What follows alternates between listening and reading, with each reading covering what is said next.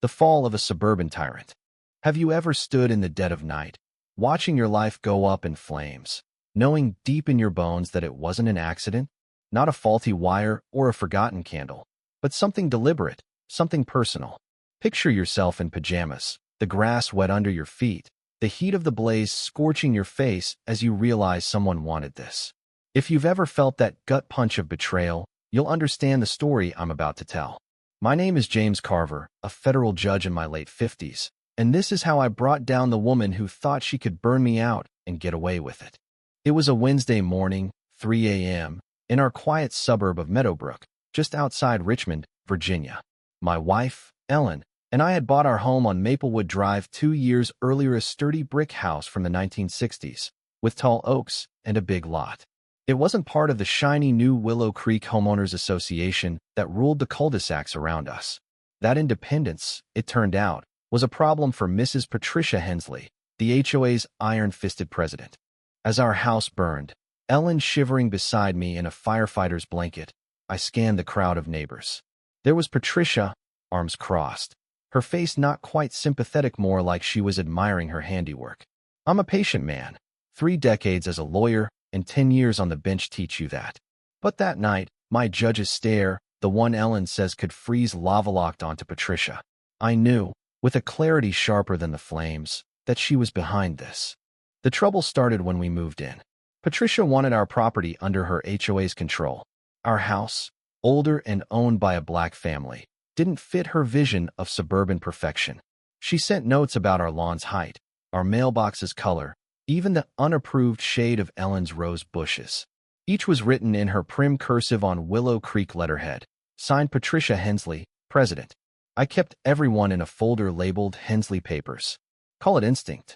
Her requests turned to demands. One Saturday, over the fence, she said, "Mr. Carver, uncooperative properties drag down our values." Her eyes flicked to a chip in our porch paint. I smiled, my dry humor kicking in. "Our values are just fine, Patricia. The county agrees our home's up to code." That drove her wild. She couldn't force us. We weren't in her HOA. But her obsession grew. The night of the fire, a firefighter asked if we'd had electrical issues. "None," I said, my throat tight. Ellen added, "New HVAC, certified last year." My eyes drifted to Patricia, now chatting with a neighbor, her smugness palpable. "Weeks earlier," she'd said, "neglected homes can be fire hazards, James. A shame if something happened." At the time, I'd brushed it off. Now, her words echoed like a confession. The official investigation leaned toward electrical fault. Overworked and underfunded, the fire marshal's team wasn't digging deep. But I wasn't about to let likely accidental bury the truth. I hired Tom Bradley, a private investigator with a cop's grit and a bloodhound's nose. Tom was discreet, his office a bland downtown suite. Over coffee at Ellen's sister's house where we were staying, I laid out my suspicions, Patricia's threats, her HOA fixation, her eerie presence at the fire. Tom dug in. He tracked Patricia's routines: 6 a.m. dog walk, 7:15 Starbucks run, hand-away patrols like a suburban dictator. He talked to contractors she'd stiffed, like a roofer who said she'd threatened consequences when he demanded payment. A landscaper, fired for trimming her azaleas wrong, said she'd smeared his name to kill his business. A pattern emerged. Patricia punished anyone who defied her. Then came the bombshell. 3 days before the fire, Patricia visited a gritty hardware store in Petersburg, far from her usual upscale haunts. A clerk remembered her snooty, out of place, buying paint thinner and shop rags, paying cash. It was thin, but flammable materials plus her threats? It screamed intent. Tom also found that Willow Creek's finances were fishy.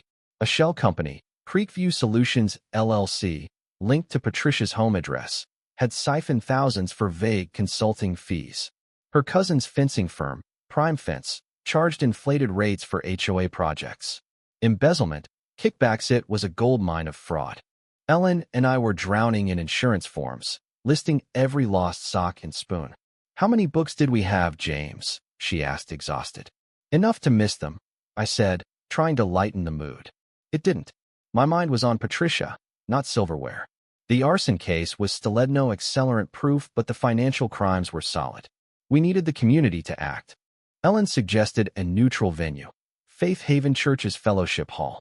Tom sent anonymous invites to Willow Creek residents, hinting at HOA mismanagement. I was nervous that night, but Ellen squeezed my hand. They'll come, James. They're tired of her. They did about 35 people, including a retired banker, Harold Grayson, and a widow, Mrs. Clara Wade. Tom presented his dossier, the LLC, the kickbacks, the intimidation. Jaws dropped. Harold admitted questioning Patricia's books years ago. She'd called him senile. Clara revealed being bullied into a $5,000 fence from Prime Fence. Then I stood. I'm James Carver. You know me as the guy whose house burned. What you don't know is that I'm a federal judge. The room went silent. I shared Patricia's harassment, her fire hazard jab, and her calling our loss a blessing. Gasps followed. We can take this to the Commonwealth's attorney, I said. If you speak up, we can end her reign. Harold stood first. I'll sign an affidavit. Clara's daughter followed. By night's end, 22 residents pledged statements.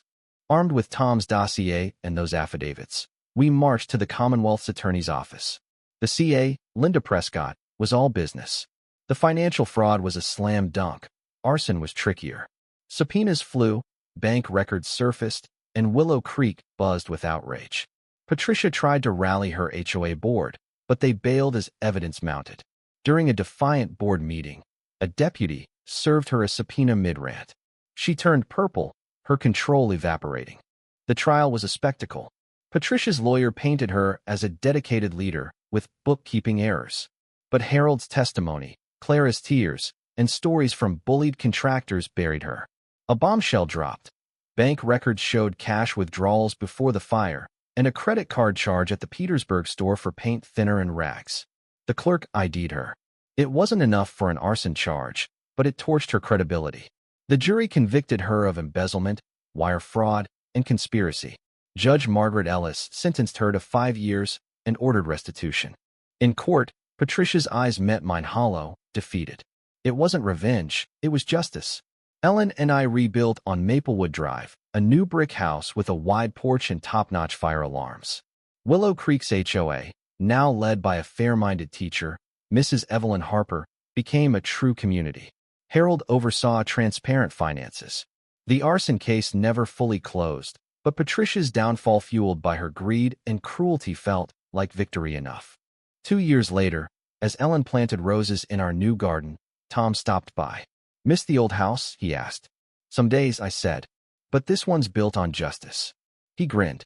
Ellen found purpose helping trauma victims, while I returned to the bench with deeper empathy. Patricia faded into obscurity, a cautionary tale for Meadowbrook. This story isn't just my nights about standing up when someone tries to crush you. It's about truth outlasting tyranny. Have you faced a bully like Patricia in your neighborhood or life? Did you see justice served, or are you still fighting? Share your thoughts below, especially on how we confront abuse and injustice. Take a stand, your voice matters. Let's keep this conversation alive.